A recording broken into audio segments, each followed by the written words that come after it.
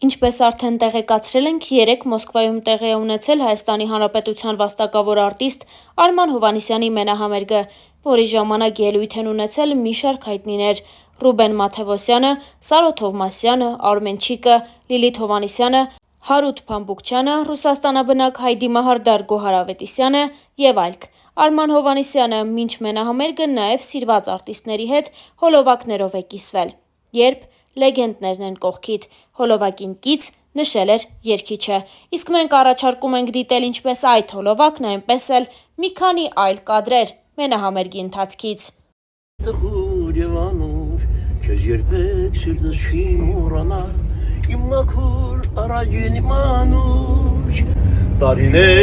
Տարիներ կշահեն, կմեռնեն երազները բոլոր, կպատկերը անես կպահեմ, օրերում անհասատ ու մոր։ Բրավո։ Կդմենք հաղթական համերգի